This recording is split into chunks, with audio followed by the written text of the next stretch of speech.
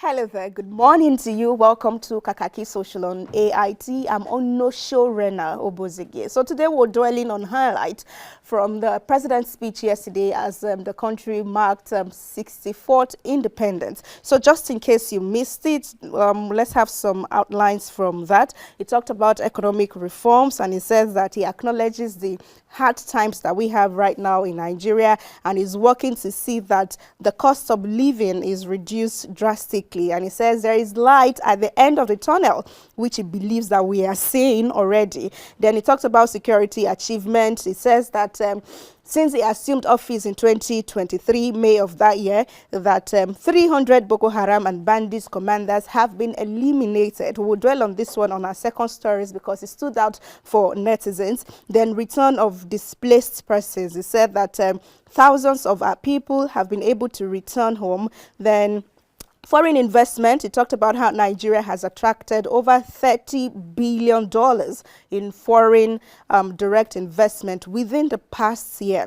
Of course, he talked about youth empowerment and he announced a National Youth Conference that will last for 30 days to make sure that youth actively participate in nation building moving forward. So let's see some reactions to all of these things that we've read out. Coming first on economics is Kalu Aja, who says, the president's independence speech, specifically the economic parts, are filled with inaccuracies and falsehood. He says, who vetted it? And how can the president say he cleared ways and means of 30 trillion naira or attracted FDI of $30 billion?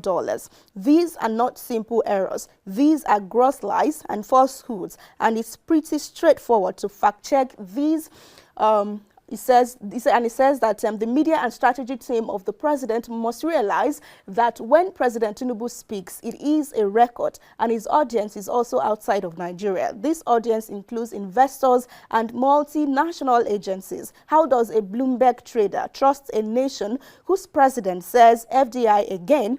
Foreign direct investment inflow was $30 billion in 12 months, yet reserves at $37 billion, and the currency is depreciating in $1 to 1,700 naira, and he says that's not good. More reactions to the speech. Oladefoyu says, President Bola Tinubu pleading to Nigeria is the most laughable thing I have ever seen on the internet today. Independence Day should be the happiest day of every Nigerian, but unfortunately, Tinubu kept his people in pain and suffering, and he says this is the worst speech from a president, nothing promising and motivating. But final thoughts on that is coming from Sal Lawu, who says the speech by President Tinubu should be tagged renewed hope.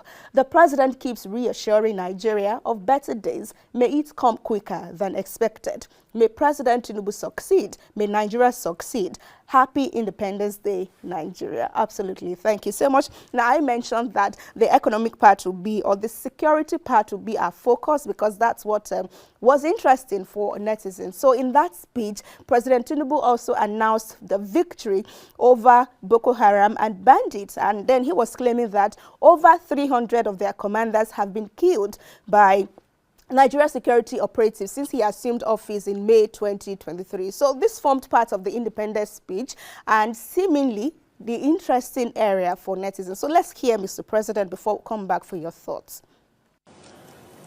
On the security front, I am happy to announce to you, my compatriots, that our administration is winning the war on terror and banditry. Our target is to eliminate all threats of Boko Haram, banditry, kidnapping for ransom, and the scourge of all forms of violent extremism.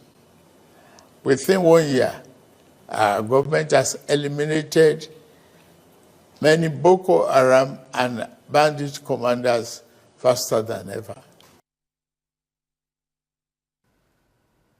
Okay, so that was it, and he acknowledged that we still need to do more and the security operatives are working on that. So let's see how this met netizens.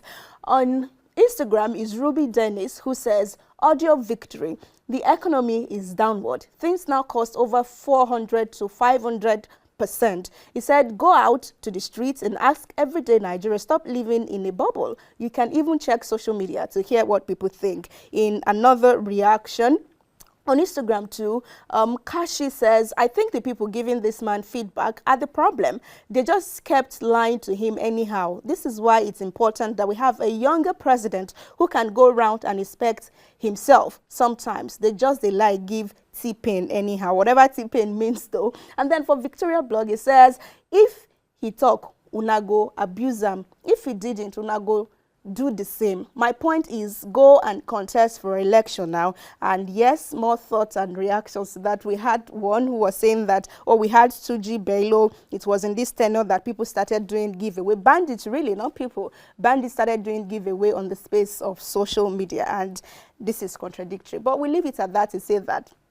a former governor of Kaduna State, Nasir Elrufai, says he doesn't mind swearing with the Qur'an to prove that he didn't steal any money while he governed Kaduna as alleged. But he's given a condition. He says other former governors and leaders of the state have to do the same. He was speaking on Tuesday in a radio program in Kaduna State, and in his words exactly, he says, I did not join politics to steal money or enrich myself. I was satisfied with what I had before becoming a governor. I am ready to swear with the Quran to prove my innocence whenever the former governors of Kaduna State and other leaders are ready to swear with the Quran that they never misappropriated public funds. I will join them. It says my administration has been accused without any clear evidence of where the money went missing or who took it. And it says I have left everything to Allah's judgment. I have prayed and will remain silent on the issue. I have instructed my lawyers to take legal actions against those who are tarnishing my name. But for now, I'm focused on my activities like reading and writing. So he's ready, but the condition is other governors of the state, former governors, and anyone who has led the state in any capacity must also come and swear with the Quran. Daily Justice says this is a shocking, ridiculous offer from this man. To swear by what? This offer makes nonsense of his entire education. It has reduced a supposed life of research, scientific study, and knowledge to religiosity. Why is he not allowing scientific and judicial scrutiny and investigation into his alleged theft? And he says rather he wants to escape justice, investigation and judicial process via some sort of religious ritual. Yes, Lamilekon on X says God's judgment no dey fast. Swear with Ayelala, Songo, and Ogun together. Well, God is merciful, we know. He says, this Ono says, can he also swear that no one stole on his behalf? Because he says he wants to swear that he did not. So they're asking him, did you, maybe somebody? And then Unisa says, only God Almighty knows and will judge whosoever stole people's property. So no need to swear, coming from the other side of the table right there. For our final story today, we can say that if October 1st is not the only day of the Fearless in October nationwide protest, then the day one of the Fearless in October nationwide protest recorded low turnout on Tuesday. The heavy presence of security operatives has been fingered as the cause, but some of the protesters who made it outside had their demands outlined as "We are hungry" tops the list. Apparently, a big bawa is a song that Nigerians are singing right now. But let's hear some of their demands before we come out for your thoughts. What are we saying? We are hungry. What are we saying? We are hungry. What are we saying? We are hungry. What are we saying? We are here to celebrate our own independence, to tell the government that Nigerians are not happy. Reversal of fuel pump price, reduction in the electricity tariff, release of everyone still being incarcerated as a result of the embargo governance. Okay? National Assembly members should start receiving minimum wage too. All right? The federal government, Tinubu, should make sure that our 4 refineries begins to work. Those are our demands for now. Demands for now, so the list may just be endless. National Assembly minimum wage, 70,000 naira. Well, depending on their level, they can earn more than that. Adamu says if the youth can come up like this and turn our grief into action towards salvaging our country too, it's promising dreams, it would be best than the blaming game we're playing. He says, let's support the president as he assured us of good things coming soon. Hashtag Nigeria at 64. Also, Kenny says, at the end, nothing changes. Waste of time and energy in protesting. More reactions to this will be from Captain Olusegun, who says 80% of them will collect 5K on election day and vote for Tinubu again. It's really sad. But attaching a picture of Tinubu is Nelson Chukudi, who says, if una do finish, I go raise for price. So, oh my goodness, I thought it's a good way to end the show, and then I had to just bring this to make it the last reactions to development. So anything you want to do now, you sabi, if you do finish for a price.